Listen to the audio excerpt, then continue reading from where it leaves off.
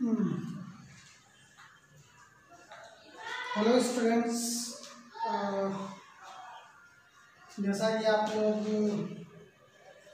Electrostatics के continue lecture पढ़ रहे हैं, इस बात का आप लोग को ध्यान भी रखना है कि आप लोग घर पे पढ़ाई करिए। अगर आप घर पे पढ़ाई नहीं करेंगे तो प्रॉब्लम क्रिएट हो जाएगी, क्योंकि यहाँ से चैप्टर हम 1 बाय 1 चैप्टर को डिस्कस कर रहे हैं, जो कि आप लोगों को भी पढ़ना चाहिए घर पे। आप लोग कुछ बच्चे सीरियस हैं और कुछ बच्चे एकदम नहीं सीरियस है, और बहुत सारे ऐसे बच्चे अभी तक जिनको पता भी नहीं चला है कि यहाँ क्लासेस रन हो रही हैं। इस बात पे आप फोकस करिए और सभी को इन्फॉर्म करिए कि हाँ क्लासेस रन हो रही हैं, उनको वो कंटिन्यू करें, ठीक है। क्योंकि आप जैसे जैसे पढ़ेंगे तभी बेहतर रहेगा आप लोगों के लिए, क्योंकि एग्ज़ाम तो अपने शेड्यूल से ही होगा।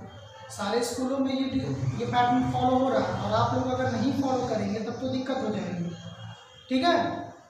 तो देखिए, आज हमारा 6वां क्लास है और इसमें हम लोग इलेक्ट्रिक डाइपोल के बारे में पढ़ेंगे। इसके बाद कुछ न्यूमेरिकल भी इलेक्ट्रिक फील्ड के लगाने हैं, कुछ बच्चों को प्रॉब्लम भी हो रही थी, उसको देखते हैं हम लोग कैसे क्या होता है, ठीक है।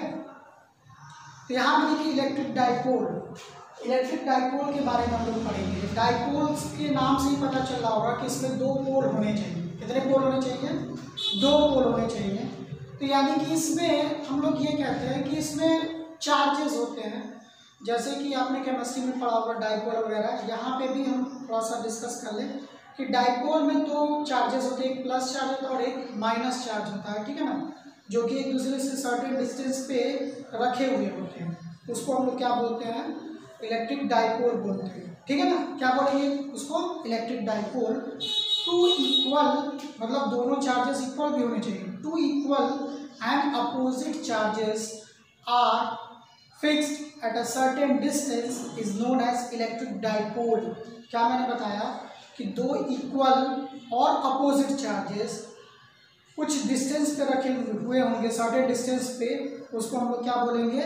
इलेक्ट्रिक डाइपोल बोलेंगे, ठीक है ना। जैसा कि हमने आपको यहाँ पे लिखा हुआ भी है, आप लोग इसको समझिएगा। 2 equal and opposite charges attached eight a fixed distance is called electric dipole.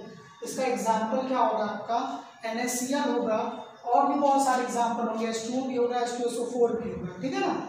तो कितने क्या हुआ डाइपोल? डाइपोल किसे बोलते हैं? 2 equal and opposite charges are fixed या are attached at a certain distance is known as electric dipole।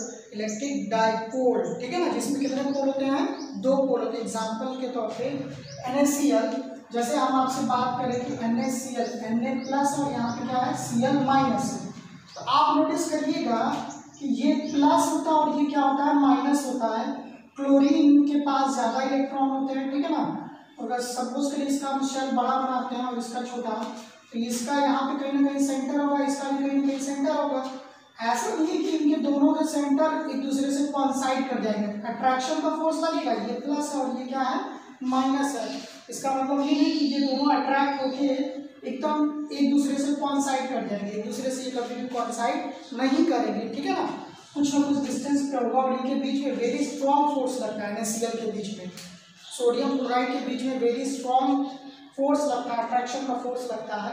ये एक दूसरे से बंधे होते हैं, टाइटली बाउंड हो जाते हैं, ठीक है ना। ऐसा नहीं कि हम Na को अलग कर ले, Cl को अलग कर ले खींच कर, किसी भी और टेक्निक से हम लोग अलग कर सकते हैं, बट ऐसा नहीं कि यहाँ से चाहे कि Na को निकालना चाहे तो याद रखिए उसके साथ Cl भी अटैच हो जाता है, ठीक है ना। ये अपना क्या हो गया?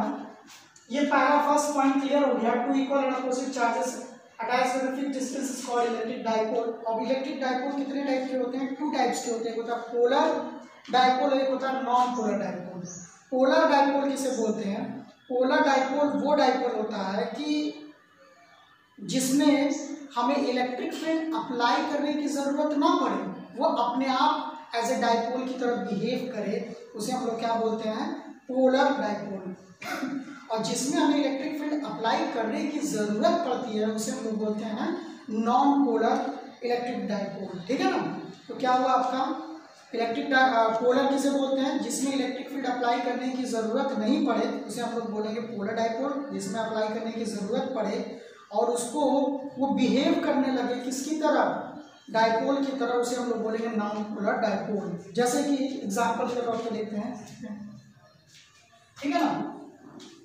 अब देखिए when center of positive and negative charges do not coincide, जब दोनों पॉजिटिव और नेगेटिव चार्ज के दोनों सेंटर एक दूसरे से कोइंसाइड नहीं करेंगे और उसका सर्टेन डिस्टेंस होगा बिटवीन देम, वो क्या कहलाएंगे, पोलर डाइपोल। जैसे एग्जांपल के तौर पे अभी H2 के बारे में, NaCl भी है, ठीक है ना, NaCl आपने देख लिया, H2 के बारे में थोड़ा सा बात कर लेते हैं, ठीक है। तो H2O में ऑक्सीजन 1 और 2 हाइड्रोजन होते हैं, ठीक। ये आप याद रखिएगा कि हाइड्रोजन और हाइड्रोजन के बीच में कितने डिग्री का एंगल बनता है, 120 डिग्री का एंगल बनता, ठीक है ना। इनके बीच एंगल कितना बनता है, 120 डिग्री एंगल। ये भी प्लस और ये भी प्लस और ये दो माइनस होता है, ठीक है। तो ये प्लस और प्लस का, इसका और इसका कुछ न कुछ सेंटर होगा। तो हम जानते हैं कि सेंटर ऑफ मास में हमें पढ़ा होगा कि जब दो भी कोई भी मॉलिक्यूल्स हो या कोई भी दो एटम हो तो उसका एक बीच में सेंटर मान लिया जाता है, ठीक है ना। हम इसका भी, दोनों का भी एक सेंटर कहाँ पे सपोज कर लेते हैं, बीच में, ठीक है ना। तो ये देखिए, ये ऑक्सीजन का सेंटर यहाँ पे, ऑक्सीजन माइनस और ये क्या है प्लस, इनके बीच में एक सर्टेन डिस्टेंस हो गया जो कि परमानेंट होता है। क्या होता है, परमानेंट फिक्स होता है। याद रखिएगा H2O का इन दोनों के बीच का जो सेंटर पॉइंट होता है और इसका यहाँ से जो सेंटर होता है, इन दोनों का परमानेंट सेटलमेंट हो जाता है, ठीक है ना। तो एज ए इलेक्ट्रिक डाइपोल की तरफ बिहेव करने लगा कि नहीं बिहेव करने लगा। दो चार्जेस माइनस और प्लस एक दूसरे से कुछ डिस्टेंस पे, तो वो क्या बन जाता है, डाइपोल बन जाता है और इनके बीच का डिस्टेंस क्या हो जाता है, फिक्स। और इसी टाइप के डाइपोल को हम लोग क्या बोलते हैं, पोलर डाइपोल बोलते हैं, ठीक है ना। तो डाइपोल कभी कभी स्ट्रॉन्ग भी होता है, कभी कभी डाइपोल वीक भी होता है, ठीक है ना। इफेक्टिवनेस ऑफ डाइपोल, जैसे कि अभी H2SO4 के बारे में बात करेंगे तो इसमें 2 H+ और 2 SO4- यहाँ पे भी हमने देखा इनका, लेकिन H2 2 H+ और 2 SO4 पे 2 माइनस होता है, ठीक है ना। ये इसके कंपैरिजन में, H2O के कंपैरिजन में ये स्ट्रॉन्ग होता है, ठीक है ना। तो इफेक्टिवनेस ऑफ डाइपोल भी अभी हम बात करेंगे। तो इफेक्टिवनेस ऑफ डाइपोल भी वेरी करता रहता है, वेरिएशन उसमें भी देखने को मिलते हैं। कहीं ज़्यादा उसका इफेक्ट होता है डाइपोल का, तो कहीं कम इफेक्ट होता है, ठीक है ना। वो हम देखेंगे कि क्या होता है। तो उससे पहले ये देखिए, थर्ड पॉइंट थोड़ा सा क्लियर कर लेते हैं। सेकेंड पॉइंट इसका, if centre of positive and negative charge coincide only under an effect of electric field by which a distance is created between them and they behave as dipole is called non-polar dipole। इसका example क्या आपका, CO2 और CH4, ठीक है ना। देखिए बच्चों को पता नहीं चल पाता, वो सारी चीज़ों को पढ़ लेते हैं, बट 1 मार्क्स के क्वेश्चन 20 नंबर के आते हैं जो कि वेरी कॉन्सेप्चुअल होते हैं और आपको फोकस करना होगा। फर्स्ट चैप्टर भी बहुत ज़्यादा इंपॉर्टेंट है, यहाँ से क्वेश्चन अच्छे खासे आते हैं, ठीक है ना। अभी देखिए जैसे हम CO2 का एग्जाम्पल लेते हैं, यहाँ पे ये कार्बन है, CO2 का हम एग्जाम्पल ले रहे हैं, ठीक है ना। CO2 का एग्जाम्पल ले रहे हैं, यहाँ पे कार्बन है। तो ये देखिए कि कार्बन के साथ अगर हम, यहाँ पे कार्बन है और कार्बन के साथ अगर ऑक्सीजन एक यहाँ पे और एक ऑक्सीजन यहाँ पे, ठीक है ना। ऑक्सीजन पे भी एक माइनस और ये वाले ऑक्सीजन पे भी माइनस, ठीक है ना। एक माइनस और 2 माइनस उससे कोई फर्क नहीं पड़ता, 2 माइनस होता है, ठीक है ना।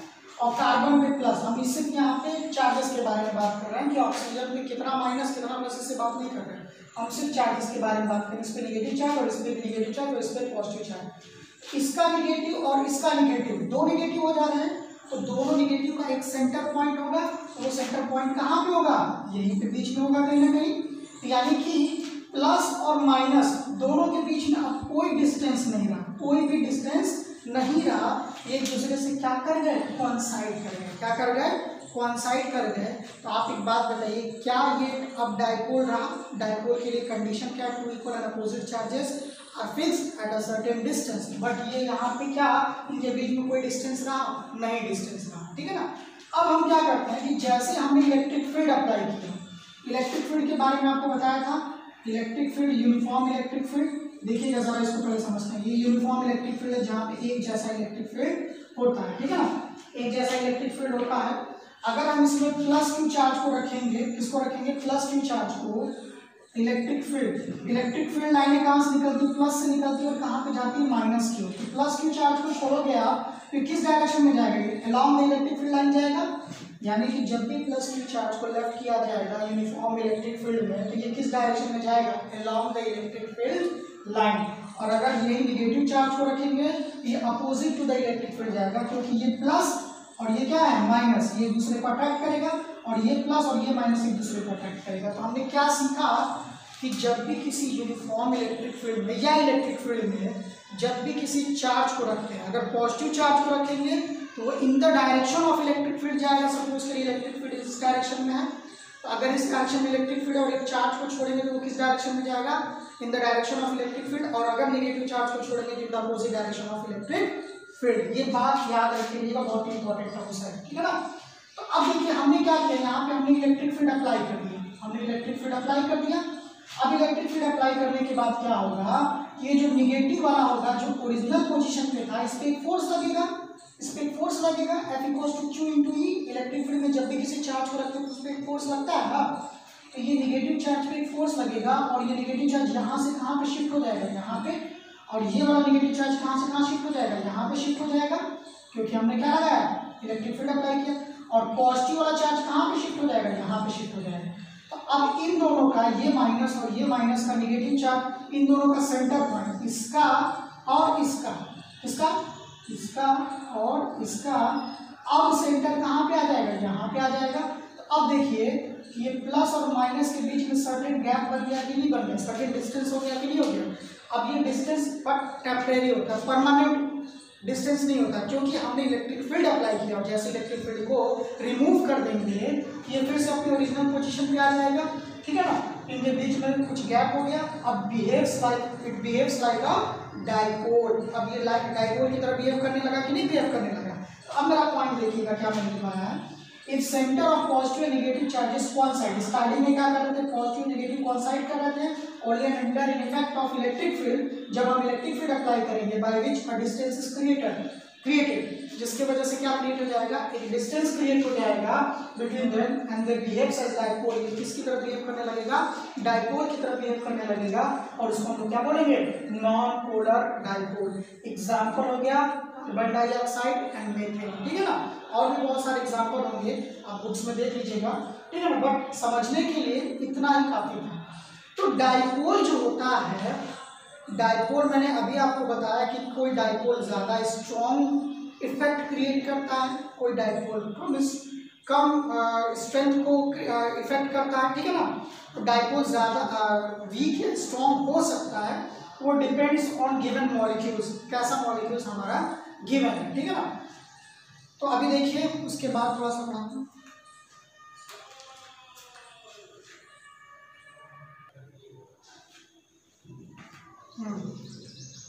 अब देखिए उसके बाद डाइपोल मोमेंट के बारे में जानते हैं। तो मोमेंट आपने क्लास 11th में रोटेशनल मोशन में पढ़ा था कि कोई भी ऑब्जेक्ट अगर रोटेशनल मोशन कर रहा है from the axis of rotation, अगर हम कोई ये सपोज करिए ये इसका एक्सिस ऑफ रोटेशन, ये इसके अबाउट रोटेट कर सकता है, तो अगर इसके थ्रू हम यहाँ पे फोर्स जो लगाते हैं, तो force into perpendicular distance from the axis of rotation का मल्टीप्लाई कर देने से हमारा क्या निकल जाता था, मोमेंट।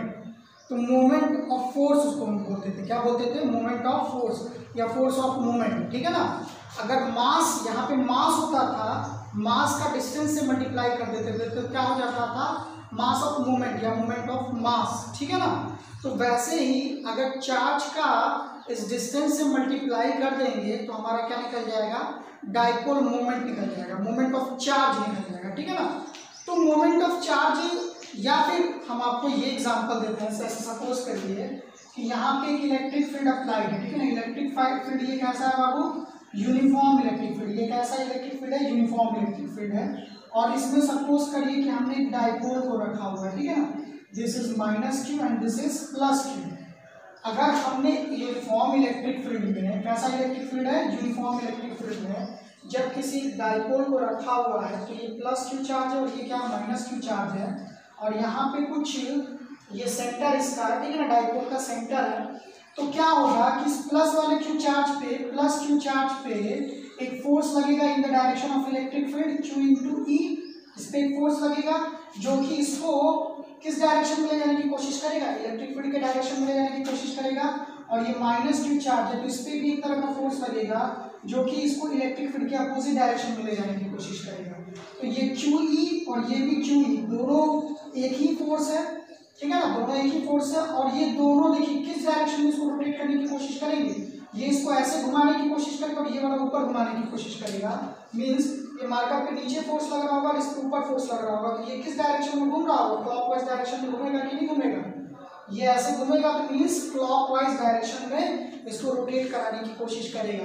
तो जब दो इक्वल एंड अपोजिट फोर्सेस किसी ऑब्जेक्ट पे लग रहे होते हैं फ्रॉम एक्सिस ऑफ रोटेशन से, तो हम लोग क्या बोलते हैं कि टॉर्क डेवलप हो गया। क्या डेवलप हो गया, टॉर्क। तो टॉर्क की वजह से ये रोटेट करने लगता है। टॉर्क इक्वल्स टू क्या होता था formula, force into perpendicular distance from the axis of rotation. यानी कि अगर जब भी किसी इलेक्ट्रिक फील्ड में जब किसी डाइपोल को रखेंगे तो ये क्या करने की कोशिश करेगा, ये इसको रोटेट करने की कोशिश करेगा। तो डाइपोल क्या होता है, two equal and opposite charges होते हैं, ठीक है ना, एक दूसरे से कितने डिस्टेंस पे रखे होते हैं, एक फिक्स डिस्टेंस पे रखे होते हैं, ठीक है। इस पे फोर्स लगेगा, इसको रोटेट कराने की कोशिश करेगा, तो क्या डेवलप होता है, टॉर्क, एक मोमेंट डेवलप हो जाता है। और मोमेंट का काम क्या होता है, इसको रोटेट कराना। क्या कराना होता है, रोटेट कराना। तो ये इसको रोटेट कराने की कोशिश करेगा।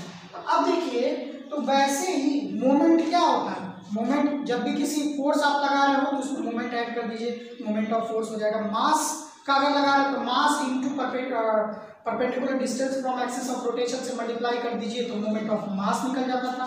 तो ऐसा नहीं पढ़ते थे उसमें m into R, F into R rotational motion में, बिल्कुल वैसे ही यहाँ पे भी है, ठीक है ना।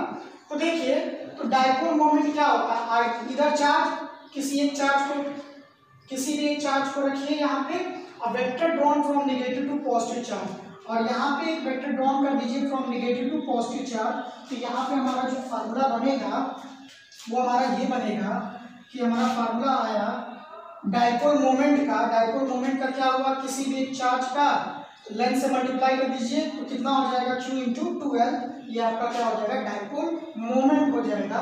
और वेक्टर के फॉर्म में अगर लिखना हो तो वेक्टर के फॉर्म में लिखेंगे, क्योंकि ये वेक्टर क्वांटिटी डाइपोल मोमेंट है, क्योंकि इसका एक डायरेक्शन होता है, और इसका डाइपोल मोमेंट का जो डायरेक्शन होता है वो कहाँ से कहाँ होता है, direction is always taken from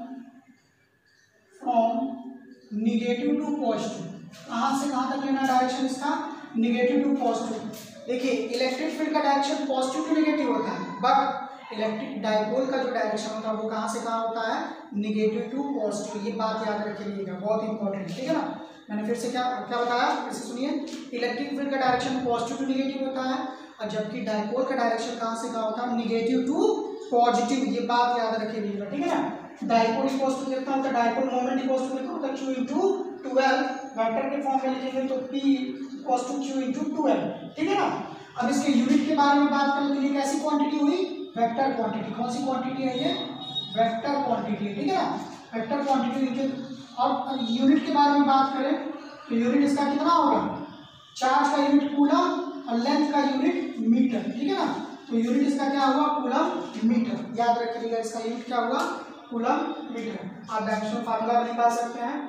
तो आपको बातें कुछ समझ में आ रही हैं, क्लियर है, ठीक है ना। कोई भी डाउट होगा बिल्कुल पूछिए आप, ठीक है ना। डाइपोल मोमेंट क्लियर हो गया। क्या करना है आपको, डेफिनेशन में भी यही लिखना, इधर चार्ज जो vector drawn from negative to positive charge. ये सारा फॉर्मेट अपना हो गया। अब बात आती है कि क्या डाइपोल इलेक्ट्रिक फील्ड क्रिएट करता है, क्योंकि आपके मन में होगा कि एक प्लस चार्ज और एक माइनस चार्ज दोनों मिलेंगे तो प्लस और minus according to conservation of charges, आपने स्टार्टिंग की क्लासेस में पढ़ा होगा कि जितना प्लस उतना minus, charges is scalar quantity, अगर दोनों को एडअप करेंगे तो जीरो हो जाना चाहिए। तो नेट चार्ज तो बिल्कुल जीरो होगा, प्लस क्यू चार्ज और माइनस क्यू चार्ज दोनों का मिलके नेट चार्ज तो जीरो होगा, बट इलेक्ट्रिक फील्ड जीरो कभी नहीं होता है। बात याद रखिएगा। सपोज करिए कि ये कोई कंडक्टर, इसके अंदर एक माइनस क्यू चार्ज और यहाँ पे प्लस क्यू चार्ज है, ठीक है ना। तो माइनस क्यू और प्लस क्यू चार्ज दोनों मिलकर अगर कुछ डिस्टेंस पे रखे हुए हैं तो दोनों का net charge inside the conductor कितना होगा, नेट चार्ज जीरो होगा। Net charge is zero, net charge zero होगा, जबकि इलेक्ट्रिक फील्ड जीरो नहीं होगा, क्योंकि पॉजिटिव के थ्रू भी कुछ इलेक्ट्रिक फील्ड होगा और निगेटिव के थ्रू भी कुछ इलेक्ट्रिक फील्ड होगा। इस वजह से कभी भी इलेक्ट्रिक फील्ड जीरो नहीं होता। वेरी कॉन्सेप्चुअल क्वेश्चन है, ठीक है ना, कि प्लस और माइनस मिलकर एक दूसरे को कैंसिल आउट कर देंगे तो नेट चार्ज तो जीरो होगा बट इलेक्ट्रिक फील्ड जीरो होगा, जीरो नहीं होगा, ये बात याद रखिएगा, ठीक है ना। और अगर ये बहुत क्लोज हो, एक दूसरे के बहुत क्लोज है, प्लस और माइनस एकदम आपस में अटैच है, तो हो सकता है कि इलेक्ट्रिक फील्ड जीरो हो भी सकता है, नहीं हो सकता, but maximum cases electric field zero नहीं होता है, ठीक है ना। ये याद रहे की बात है। अभी आगे चल के देखेंगे कि इलेक्ट्रिक फ्लक्स के बारे में जब पढ़ेंगे, गॉस लॉ के बारे में जब पढ़ेंगे, तो यहाँ पर देखेंगे कि फ्लक्स भी जीरो होता है, ठीक है ना, क्योंकि प्लस और माइनस एक दूसरे को कैंसिल आउट कर देते हैं, ठीक है। अभी देखते हैं, आगे देखते हैं।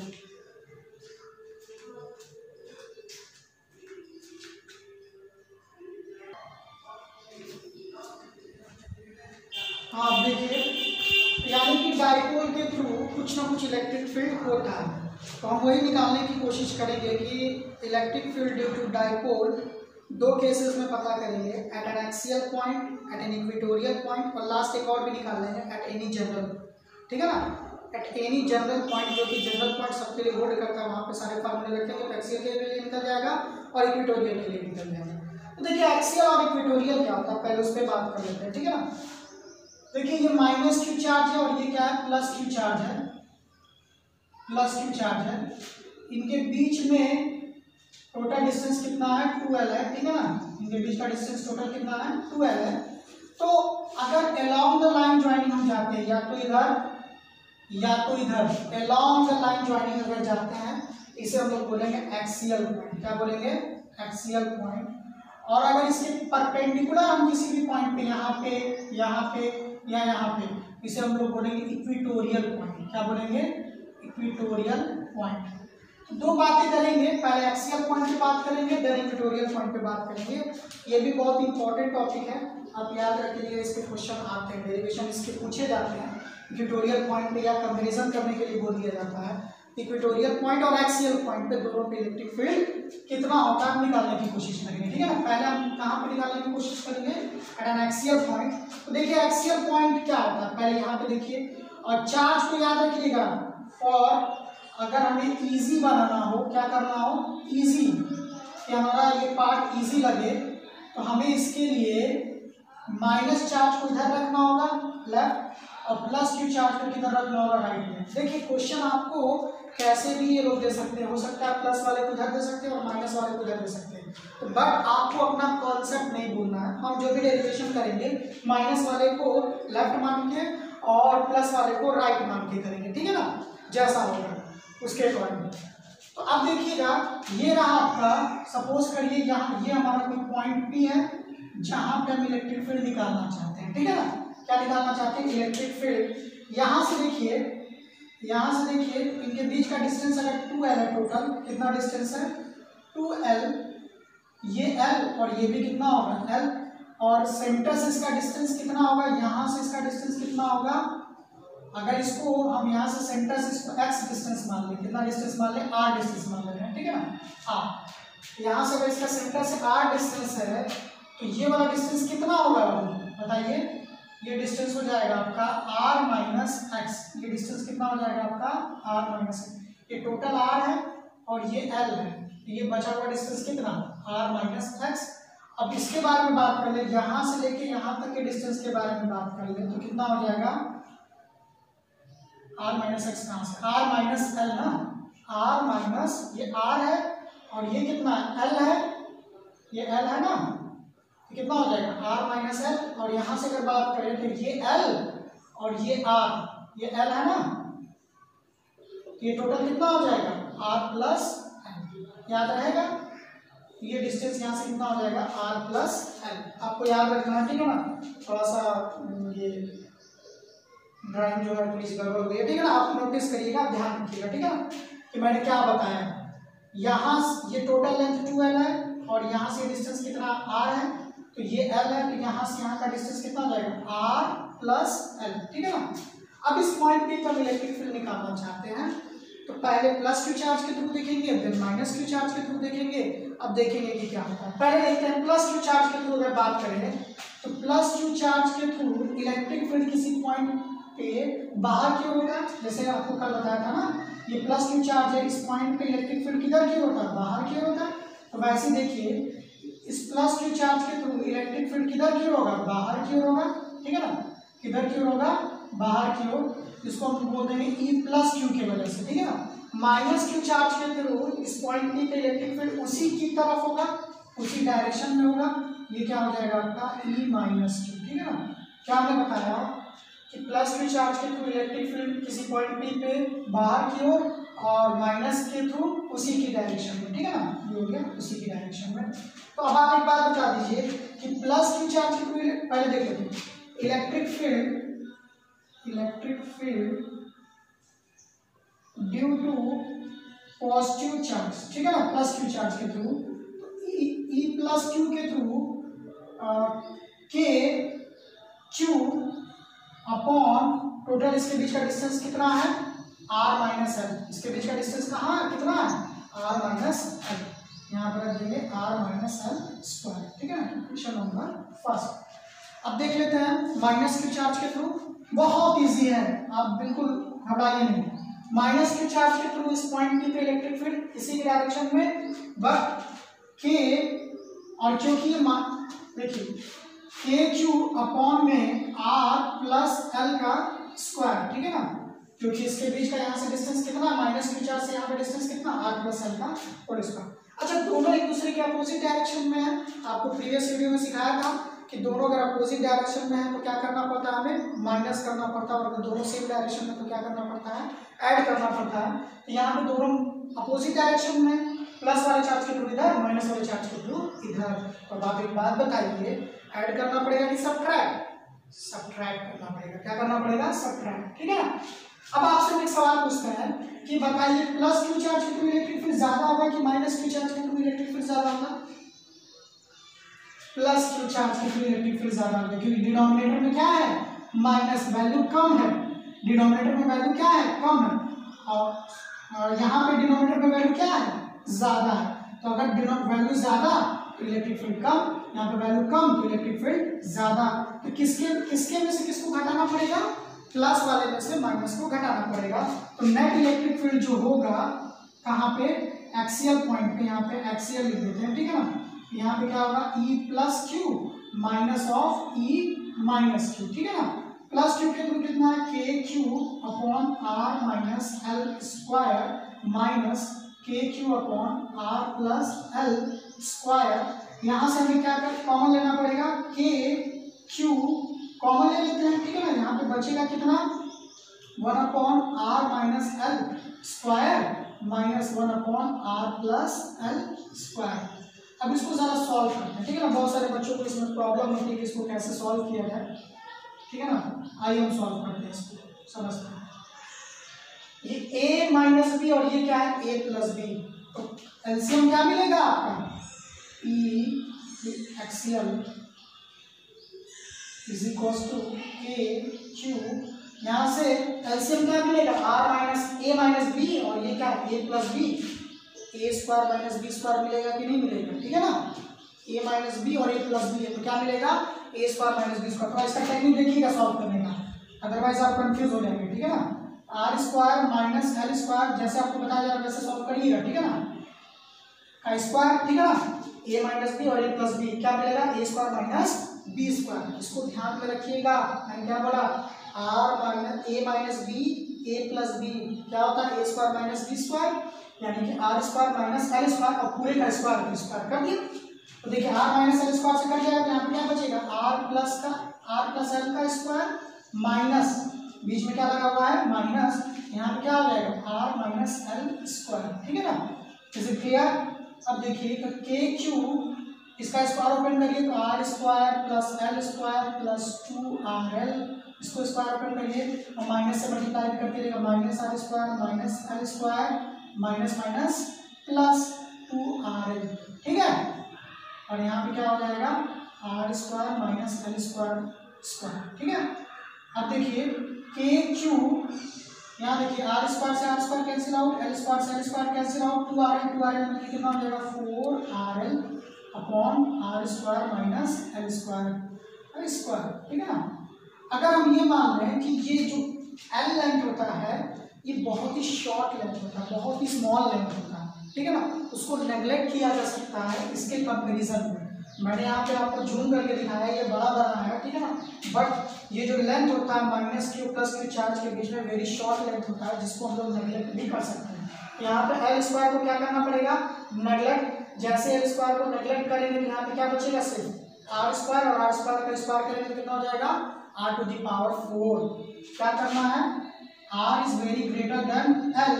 यहाँ से देखिए क्या हो जाएगा, के क्यू, यहाँ से एक और कैलकुलेशन कर लेते हैं, 2 को बाहर कर लेते हैं, 2k, और एक जो बचा हुआ 2q into L into are. देखते हैं, कोई दिक्कत तो नहीं होना चाहिए, हमें नहीं लगता है, ठीक है ना।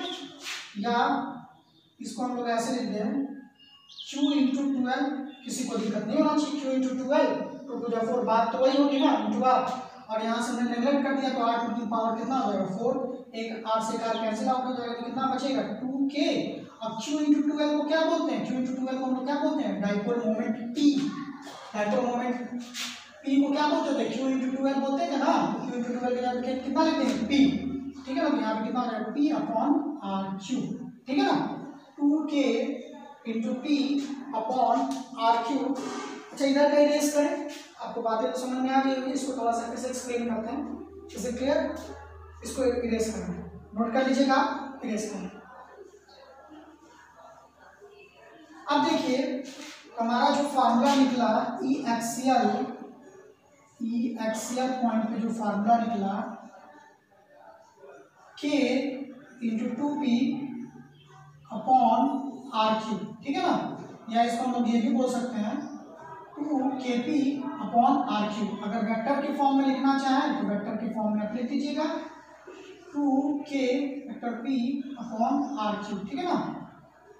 आर क्यू आप लिख दीजिएगा, ये चल जाएगा आपका। तो वेक्टर के फॉर्मेट में भी ये रहा, ठीक है ना। अब थोड़ा सा डायरेक्शन के बारे में बात कर लेते हैं, डायरेक्शन किस डायरेक्शन में होगा। अब आप एक बात बताइए कि प्लस वाला इधर खींच रहा था, सपोज करिए एक तरह से, ठीक है ना, प्लस वाला इधर लग रहा था, माइनस वाला इधर लग रहा था, कौन ज्यादा था, प्लस वाला ज्यादा था ना।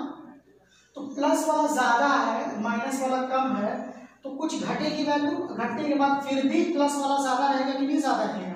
तो डायरेक्शन किधर होगा, इस डायरेक्शन में होगा, यानी along the direction of dipole moment, along the direction of dipole। इसका डायरेक्शन क्या होगा, along the direction of dipole। हो सकता था ये माइनस क्यू चार्ज को यहाँ पे रख सकता था और प्लस क्यू चार्ज को यहाँ पे रख सकता था, तब तो फिर डायरेक्ट, और यहाँ पे पूछता तो डायरेक्शन किस डायरेक्शन में हो जाता। हमेशा याद रखिएगा, इसका जो डायरेक्शन होगा, electric field due to dipole at an axial point, always the direction will be taken in the direction of dipole, in the direction of dipole or along the direction of dipole। आप सोचिए minus यहाँ पे होता, plus यहाँ पे होता, तो भी डायरेक्शन किस डायरेक्शन में आता, इस डायरेक्शन में आता, कि वह डायरेक्शन किस डायरेक्शन में आता, इस डायरेक्शन में आता। तो हमें ये सोचना होगा, ठीक है ना।